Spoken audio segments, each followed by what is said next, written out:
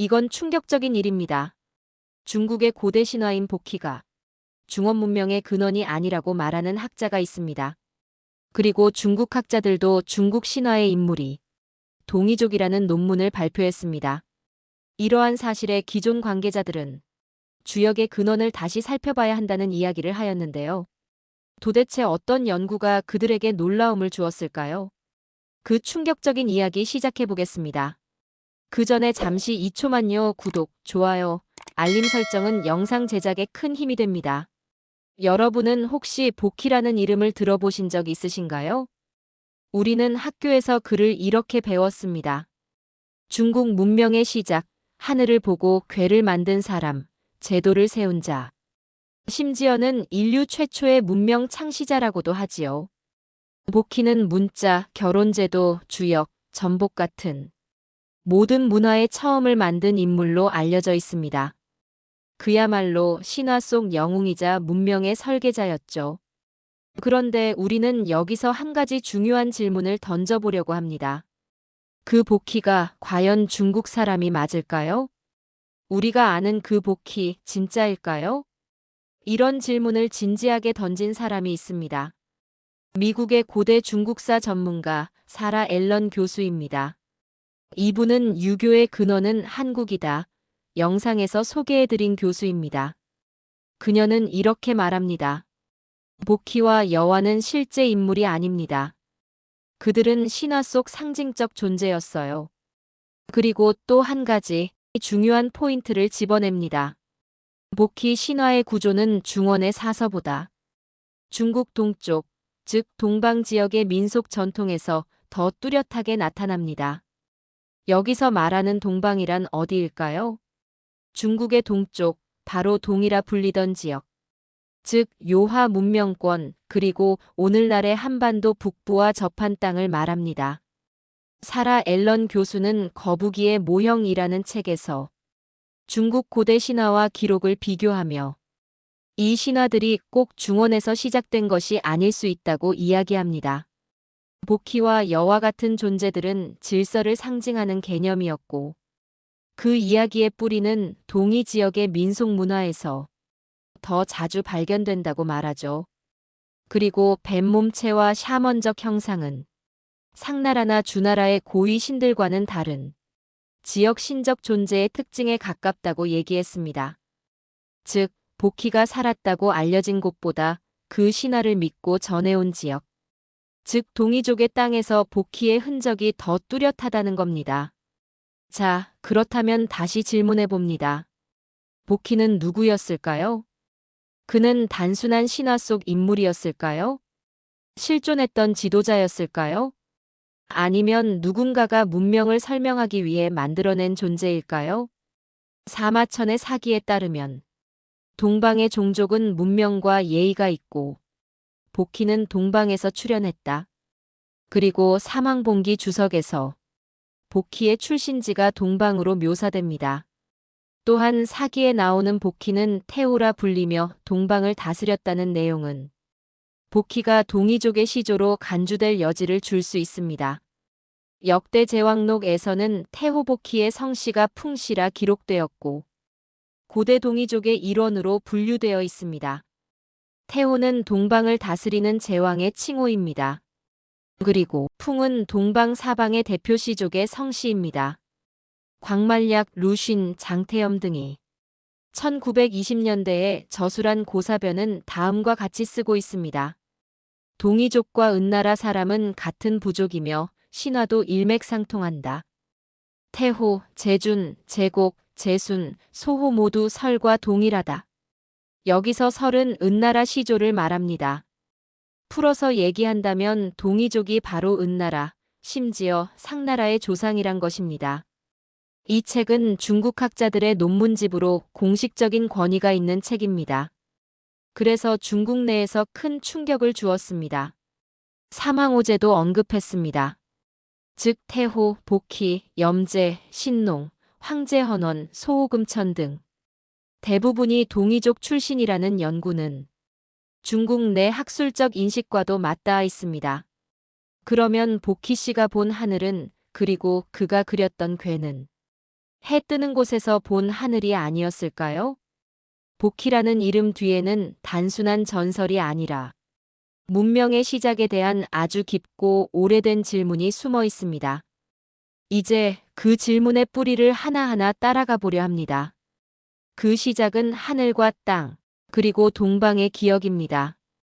먼저 하늘이 있었습니다. 그리고 땅이 있었습니다. 그 둘 사이에는 아무것도 없었습니다. 아주 오래전 말도 없고 이름도 없던 그 시간에 그 텅 빈 틈을 다시 말해 생명과 우주의 숨결이 조용히 흘러다녔습니다. 그 기운이 서서히 모여서 하나의 그림을 만들었습니다. 사람들은 그 그림을 하도라고 불렀습니다. 전해지는 이야기로는 복희 씨가 어느 날 황하 강가에서 기이한 용마를 보았다고 합니다. 그 용마의 등에 정말 이상한 무늬가 새겨져 있었습니다. 복희는 그 무늬를 보고 무언가를 느꼈습니다. 그림 하나에 담긴 신의 메시지를 읽었습니다. 우주의 원리를 수로 상징화한 도형이며 숫자와 방향, 음양, 오행이 함께 담겨 있습니다. 점의 개수와 오행을 대입하면 다음과 같이 읽습니다. 1. 육수 2. 칠화 3. 팔목 4. 구금 5. 십토 하도는 우주의 선천적, 자연적 질서를 담은 도식입니다. 오행이 서로를 돕고 생성하는 질서, 즉 상생의 흐름이 강조됩니다. 나무는 불을 살립니다. 불은 흙을 기름지게 합니다. 흙은 금속을 온전히 품습니다. 금속은 물을 풍요롭게 합니다. 물은 나무를 살립니다. 이 흐름을 오행의 상생이라고 합니다. 복희는 그 문양을 따라 선을 그리고 점을 찍고 선을 자르고 다시 그 선을 겹쳐나가기 시작했습니다. 그러면서 탄생한 것이 바로 복희팔괘입니다. 이 8가지 기호는 단순한 도형이 아니었습니다. 그것은 세상의 설계도였습니다. 우리의 태극기는 우주의 근원과 운행을 표현합니다. 붉은 색양과 파란 세금이 서로 맞물린 모습은 우주 만물의 근원, 음양의 조화, 하늘과 땅, 낮과 밤, 남성과 여성, 생명과 죽음 등 대립적이지만 서로 의존하는 존재의 순환을 상징합니다. 건, 곤, 감리에서 건과 곤은 하늘과 땅을 나타내며 우주의 근본을 표현합니다. 감과 리는 물과 불을 나타내며 우주의 운행과 작용을 나타냅니다. 태극과 사괴는 우주와 인간의 조화, 대한민국의 평화, 창조, 포용의 철학을 담고 있습니다. 복희팔괘는 아직 시간이 흐르기 전 원인과 결과도 없던 정지된 세계의 이야기입니다. 이때 처음으로 음과 양이 나뉘고 하늘과 땅이 마주하고 남자와 여자가 조화를 이루게 됩니다. 복희는 이 모든 변화의 순간을 팔괘라는 도형 안에 담았습니다. 복희가 만든 팔괘는 선천의 괘라고 불립니다. 이 말은 곧 세상이 태어나기 전의 괘, 즉 존재 이전의 의미라는 뜻입니다. 그 괘는 점을 위한 것도 아니었고 철학을 위한 것도 아니었습니다. 그 괘는 우리에게 묻는 그림이었습니다. 우리는 어디서 왔는가? 나는 왜 존재하는가? 그래서 사람들은 말합니다. 복희의 괘는 신의 언어였다고. 하지만 그 고요하고 정적인 괘는 오래가지 못했습니다. 시간이 흐르고 인간이 등장하며 사회가 생기고 질서는 흐트러졌습니다. 그 순간부터 복희의 괘는 다시 배열되기 시작했습니다.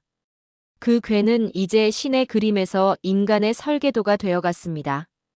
인간이 태어나고 역사가 시작되고 가문이 생기고 국가가 생기고 왕이 등장했습니다. 이제 사람들은 우주의 질서를 신의 시선이 아닌 인간의 눈으로 다시 보기 시작했습니다. 그 대표적인 인물이 바로 주나라의 문왕입니다. 그는 복희가 남긴 괘를 다시 펼쳐들고 이렇게 말했다고 전해집니다. 이 괘는 정지되어 있다. 그러나 인간 세상은 흐른다. 이 괘를 인간의 삶에 맞게 다시 배열해야 한다. 문왕은 복희의 궤를 파괴하지 않았습니다.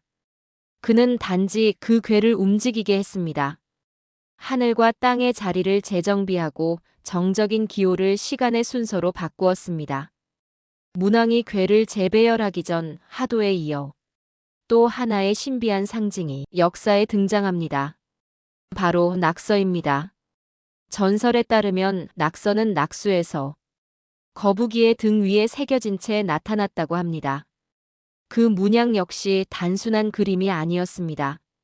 우주의 움직임, 시간의 흐름, 자연의 질서를 숫자와 점으로 표현한 또 하나의 우주의 청사진이었습니다. 복희가 하도를 통해 존재의 근원을 그렸다면 낙서는 세상의 순환을 해석한 것입니다. 하도와 낙서, 이 두 그림은 서로 짝이 되어 정지된 우주와 움직이는 세상을 잇는 다리가 되었습니다.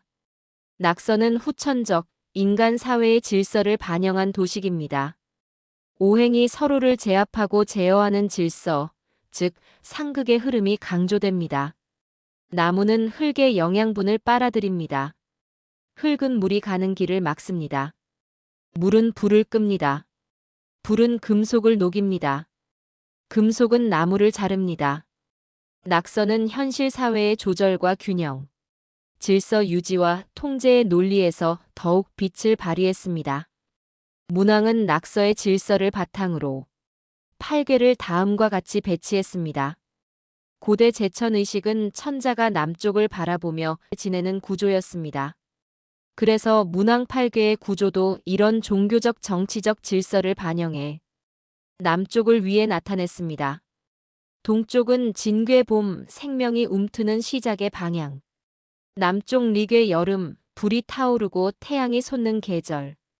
서쪽 태괴 가을, 열매 맺고 수확하는 시기. 북쪽 감괴 겨울, 모든 것이 숨고 쉬는 시간. 이 궤는 단순한 기호가 아니라 시간의 시계였습니다. 인간 세상의 달력이 되었고 자연의 순환을 그린 지도가 되었습니다. 계절은 순환하고 삶은 반복됩니다. 문왕은 이 궤를 통해 인간 중심의 우주를 그렸습니다. 복희의 궤가 신의 설계도였다면 문왕의 궤는 인간의 지도였습니다. 그래서 방위와 사계절이 있습니다. 복희의 궤가 움직임 이전의 고요였다면 문왕의 궤는 움직임 이후의 흐름이었습니다. 그는 이 궤를 통해 세상의 이야기, 왕의 이야기, 사람들의 삶을 다시 쓰기 시작했습니다. 그 궤는 이제 전복과 철학의 도구가 되었고 권력의 상징이 되었습니다. 왕은 그 궤로 제사를 지냈고 세상을 다스렸으며 그 뜻은 공자에게까지 이어지게 됩니다. 공자는 이렇게 말했습니다. 역은 하늘과 사람의 길을 잇는 책이다. 하지만 그가 본 궤는 복희의 고요한 궤가 아니었습니다. 그는 문왕이 재배열한 움직이는 궤, 시간과 질서의 궤, 인간을 위한 궤를 해석했습니다. 그리고 그 해석은 도덕이 되고 예가 되고 권력이 되었습니다. 문왕이 궤를 움직였기에 우리는 그 속에서 봄을 읽고 여름을 느끼고 가을을 기다리고 겨울을 받아들일 수 있게 되었습니다. 그 궤는 사계절의 노래였고 인간의 생애였고 우주의 순환이었습니다. 모든 것은 변했습니다. 신의 궤는 인간의 궤가 되었고 정적인 질서는 흐르는 시간 속에 스며들었습니다. 사람들은 이제 그 흐름을 너무도 자연스러운 일로 여겼습니다. 동쪽에서 봄이 오고 남쪽에서 여름이 타오르고 서쪽에서 가을이 있고 북쪽에서 겨울이 찾아오는 그 질서. 그것은 완벽해 보였습니다. 계절은 돌아오고 생명은 자라고 인간은 그 순환 속에서 살아갑니다. 하지만 그 순환이 정말 완성이었을까요? 그 반복 속에서 새로운 길은 없었을까요? 19세기 조선 세상은 흔들렸습니다. 왕조의 권위는 무너지고 외세의 위협은 점점 다가왔습니다. 그 혼돈의 시대 속 한 사람은 질문의 끈을 놓지 않았습니다. 그의 이름은 김일부. 그는 말했습니다. 이제 하늘이 바뀌었다. 이 말은 단순한 은유가 아니었습니다. 그가 말한 하늘은 단지 하늘이 아닌 우주의 시간, 세상의 질서였습니다. 이제는 후천이다. 지금부터는 사람이 중심이다. 복희는 하늘을 그렸습니다. 그 하늘엔 동서남북이 없었습니다. 문왕은 인간 세상을 정리했습니다. 하늘을 보고 남쪽을 위로 삼았습니다. 그러나 김일부는 말했습니다. 이제 하늘이 바뀌었다. 그는 하도를 다시 꺼내 사계절로 읽었고 북쪽을 다시 위로 돌려 세웠습니다. 그것은 되돌아간 게 아니라 완성으로 나아가는 길이었습니다. 그는 그 궤를 정력이라 불렀고 이 궤를 통해 새로운 세상의 길을 제시합니다. 그는 말합니다. 지금은 이칠화에서 사구금으로 가는 시대이지만 다가올 후천은 50토의 시대다. 즉 토의 기운이 모든 것을 감싸고 생명을 품는 중심의 존재입니다. 김일부는 이제는 중심으로 가야 한다고 말합니다. 하늘과 땅 사이 사람이 진정한 중심이 되는 시대.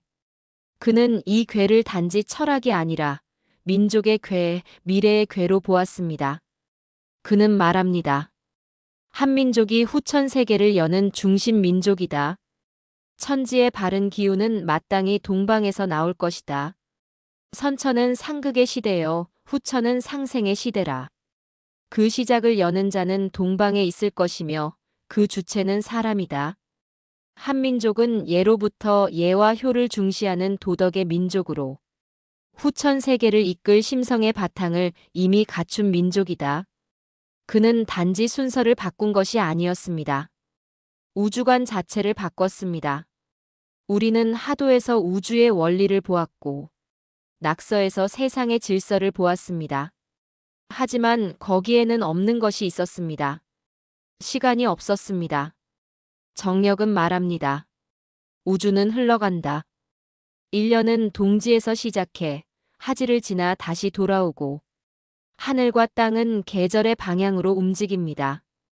이 궤는 더 이상 왕을 위한 것도 제사를 위한 것도 아니었습니다. 이 궤는 한 사람의 완성을 위한 도구가 되었습니다. 수양, 각성, 그리고 민족의 미래를 위한 설계도였지요. 하늘의 명은 다시 동방으로 내려올 것이다. 인류의 미래는 동방의 이 궤에서 다시 시작된다. 이 말은 과거에는 중국 중심의 문명이 천명을 받았다고 여겨졌으나 후천 시대에는 동방, 즉 조선이 새로운 천명의 주체가 된다는 사상입니다. 그의 믿음은 그저 예언이 아니라 철저한 주역 연구와 천문, 역사, 철학, 신학이 뒤섞인 깊은 사유의 결과였습니다. 정력 8궤의 시간 흐름에 따르면 지금은 이칠화의 시대를 지나 사구금의 시대로 진입하고 있는 전환기로 해석하는 견해가 있습니다. 이 말은 단순히 불에서 금속으로 바뀐다가 아니라 성장의 시대에서 절제와 수렴의 시대로 넘어간다는 뜻입니다. 지난 20세기에서 21세기 초반까지는 산업과 기술이 팽창하는 화의 시대였습니다. 지금은 그 팽창의 한계를 막고 자원 고갈, 환경 위기, 인구 감소 등으로 수렴과 절제의 흐름인 금의 시대로 진입 중입니다. 정력에서 보았을 때 이칠화에서 상극인 사구금이 아니라 바로 50토로 넘어가야 한다는 말은 단순한 수리 흐름을 넘어 문명의 진화 방향, 인류의 생존 전략, 도덕적 전환까지 담고 있는 철학적 선언입니다. 하늘이 바뀌었다. 그 말은 곧 사람도 바뀌어야 한다는 뜻입니다. 지금까지 우리는 불처럼 살았습니다. 달리고 싸우고 타오르기만 했습니다. 하지만 이제는 토의 시대입니다. 중심으로 돌아가야 하고 조화로 나아가야 하며 나 자신을 다시 만들어야 합니다. 정력 요의에는 다음과 같이 적혀 있습니다. 하늘은 이미 변하였고 그에 따라 사람도 달라져야 한다. 하늘이 새로워졌으니 인간도 새롭게 개조되어야 한다. 우리가 지금까지 살펴본 궤들은 단순한 점괘나 철학이 아니었습니다. 복희의 궤는 하늘의 뜻과 자연의 질서를 이야기했고 문항의 괴는 사람들 사이의 관계와 사회의 법도를 설명했으며 김일부 선생님의 괴는 우리 민족이 나아가야 할 미래를 말해주었습니다. 이러한 사실은 주역이 어려운 철학책이 아니라는 것을 알 수 있습니다. 그것은 우리가 어디에서 왔는지, 그리고 앞으로 어디로 가야 하는지를 알려주는 기억의 책이었습니다. 그리고 나의 삶이 어떤 흐름 속에 있는지를 한번 생각해 보아야 합니다. 하나씩 꿰어보면 어쩌면 우리 안에도 하나의 길이 새겨져 있는지도 모릅니다. 이야기는 여기까지입니다. 외국인 학자에 의한 복희 신화의 연구, 중국 학자의 동이족 근원 연구, 그리고 복희 8궤, 문왕 8궤, 정력 8궤의 흐름을 전체적으로 살펴보았습니다. 우리의 손에서 시작한 역학이 결국 우리의 손으로 완성되었다는 점은 큰 자부심으로 남았습니다. 정역에 관해서는 계속 연구가 진행 중인 것으로 알고 있습니다. 그러나 앞으로 세상을 주도하는 민족이 우리 민족이라는 점은 큰 깨우침을 주었습니다. 댓글로 지적과 수많은 정보를 제공해 주신 시청자 여러분에게 깊은 감사를 드립니다. 감사합니다.